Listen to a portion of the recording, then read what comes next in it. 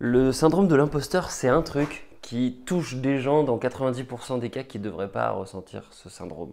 Les gens qui démarrent un job, les gens qui sont installés dans leur job mais qui ne quittent jamais vraiment ce sentiment-là. Et pour t'en parler, eh ben, j'ai repensé à une anecdote. C'est une compétition de karaté que j'ai gagnée. Alors j'en ai pas fait des milliers des compétitions de karaté, j'en ai fait une dizaine quand j'étais au lycée. Et il y en a une que j'ai gagnée. Et normalement, quand tu es premier dans une compétition de karaté, tu n'es pas censé ressentir ce syndrome. Donc j'avais beaucoup bossé, évidemment j'ai dû perdre plein d'autres compétitions avant pour gagner celle-là.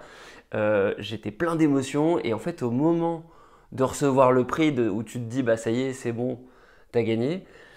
En fait il y a une espèce de, enfin en tout cas c'est ce qui m'est arrivé à ce moment-là, une espèce de sentiment de les gens me donnent quelque chose dont je ne suis pas digne entre guillemets et je ne mérite pas ça. Ou je le mérite, mais en même temps, est-ce que je suis pas une espèce de fraude? Pourquoi? Parce qu'en fait, cette compétition de karaté, je l'avais gagnée en me focalisant sur une technique spécifique, en enchaînant chaque combat avec cette technique-là, et il n'y avait rien d'extraordinaire dans ce que j'avais fait. Pour autant, bah, malgré tout, j'avais bien travaillé, j'avais beaucoup travaillé pour que cette technique, quelque part, elle soit un peu meilleure que les autres. Et donc j'avais bossé deux trucs, cette technique et le mental de faire chaque combat, etc., etc. Et donc, quand tu te dis ça, en même temps, tu peux aussi voir le verre à moitié plein, là c'est le verre à moitié vide, je ne suis pas digne de ce qui m'arrive, et te dire que tout le monde n'a pas forcément fait l'effort de travailler cette technique-là. Tout le monde ne s'est pas forcément levé tous les matins en faisant des exercices, en allant courir, en faisant la bonne préparation physique. Et je pense que c'est la fameuse leçon de Bruce Lee en fait. Bruce Lee il disait qu'il craignait beaucoup plus quelqu'un qui avait pratiqué 1000 fois le même coup de pied plutôt que quelqu'un qui connaissait 1000 coups de pied différents. Parce que de toute évidence, quelqu'un qui connaît 1000 fois, comment dire, qui a pratiqué 1000 fois, 10 000 fois un coup de pied, ben, il va forcément le maîtriser à la perfection et donc son coup de pied, ça va être une lame de katana, ça va être quelque chose d'extrêmement difficile à parer parce que ça sera puissant, ça sera bien exécuté et ça sera forcément meilleur que quelqu'un qui a juste découvert la technique récemment. Alors qu'est-ce que ça nous dit ça sur le syndrome de l'imposteur si tu ressens ça?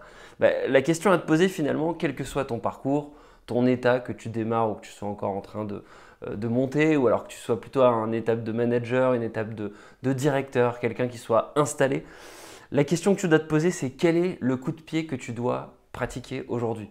Parce que si tu n'as pas de coup de pied à pratiquer, si tu n'as pas un focus sur un truc hyper important pour te permettre de gagner la compétition suivante, quelque part, c'est à ce moment-là que tu es un imposteur. Tu es un imposteur à partir du moment où tu capitalises sur les succès passés, où c'est la fameuse expression, tu te reposes sur tes lauriers, et c'est à ce moment-là que tu es un imposteur. C'est quand tu prétends être à un état, alors qu'en fait, tu as arrêté de travailler, tu as arrêté de mettre de l'effort, et tu n'es plus en train de réfléchir à l'étape suivante, tu es simplement en train d'essayer de conserver, de persévérer le momentum que tu as eu par le passé sans en mériter quelque part les fruits. Et donc c'est quelque chose de très intéressant parce que le syndrome de l'imposteur finalement c'est quelque chose qui se définit par rapport aux autres. On a un imposteur parce qu'on se dit qu'on ne mérite pas la situation dans laquelle on est, alors que la vraie imposture c'est une imposture par rapport à soi-même et c'est de ne pas relever le combat qu'on doit avoir contre soi-même. Donc voilà, j'espère que cette petite vidéo t'aura aidé. La question à te poser du coup, c'est littéralement quel est le focus que je dois avoir, sur quoi je dois mettre mon attention pour pouvoir ne pas être une fraude et pour pouvoir euh, prétendre à l'étape suivante, quel que soit mon poste, quelle que soit ma carrière. Du coup, si cette vidéo t'a plu, si tu as appris des choses, n'hésite pas à me le dire en commentaire, à mettre un petit like, à élaborer autour de l'imposture que peut-être tu ressens. Peut-être que ça peut t'aider de mettre des mots là-dessus et puis d'avoir le retour des autres. Et puis voilà, n'hésite pas à partager cette vidéo aux gens qui peuvent peut-être ressentir ce syndrome. Et puis moi je te dis à la prochaine. Ciao ciao.